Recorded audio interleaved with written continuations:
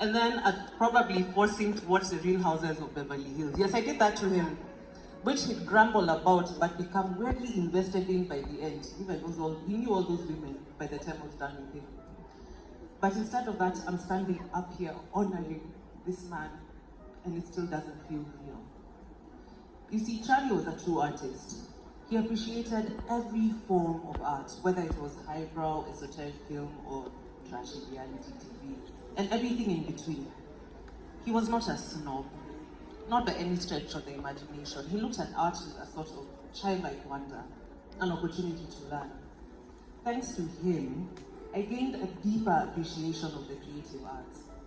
Watching every film became an education for me. He pointed out the storyline, the quality of the writing, plot holes, the difference between average directing and the work of a true visionary, and above all, great acting, because that was what Charlie was, a great actor. And even sometimes I'm like, hey babes, just watch the movie. Like, not everything has to be a class. But that's what Charlie was. He was a visionary. The way he saw the world was just beautiful to witness. And he never wanted to gatekeep his knowledge. Charlie was a vessel that constantly poured into others. He gave of his time and expertise so selflessly.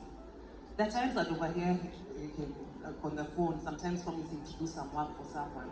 And at the end of that phone call, I'd be like, well, I hope they're paying you. And more often than not, he'd not even gotten to that point of the conversation. He just volunteered anyway. Now, the first time I ever saw Charlie on stage was several years ago when he was still at St. Mary's. I just finished high school, and my goodness, I thought he was so fine. Wow! With that smile of his that lit up the stage. If anyone told me that 20 plus years later, this luminous, effervescent man would ask me to marry him, I would have laughed you out of the room. You see, this love story of ours took me by surprise. When Charlie and I reconnected after I came back from New York, I wasn't really looking. I just lost my dad the year before and was still trying to navigate the enormity of that loss. So he and I began a friendship that later had some benefits. Tulisema tunasema ukweli.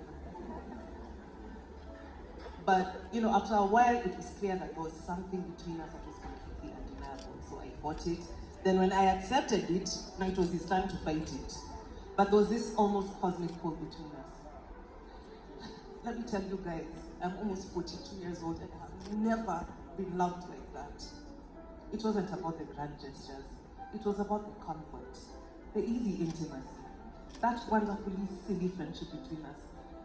Let me not lie to you, we've gossiped about most of you people in this room. We have gossiped you. And then was the absolute safety.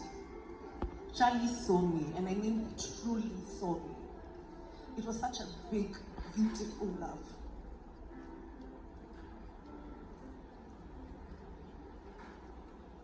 The night he asked me to marry him, we were on his couch and was wearing torn leggings and one of his t-shirts. And he got down on one knee and I cried, and to date, that is the most beautiful night of my life. There's so many people here that Charlie thought so highly of. I'll start with his lifelong best friend, Sister Liz, who he called Lizard.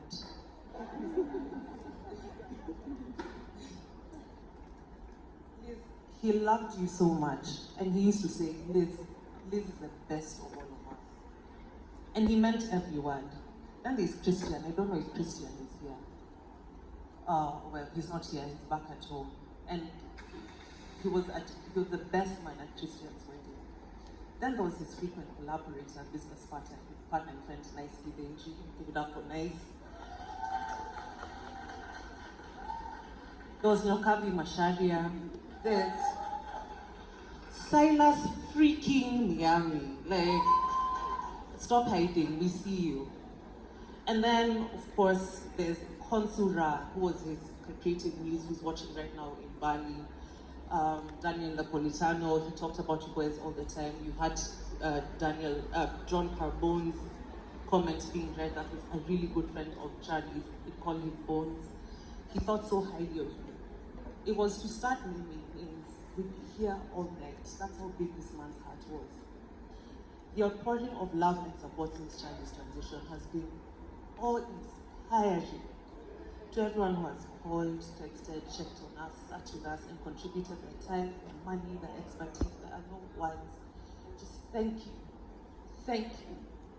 Thank you.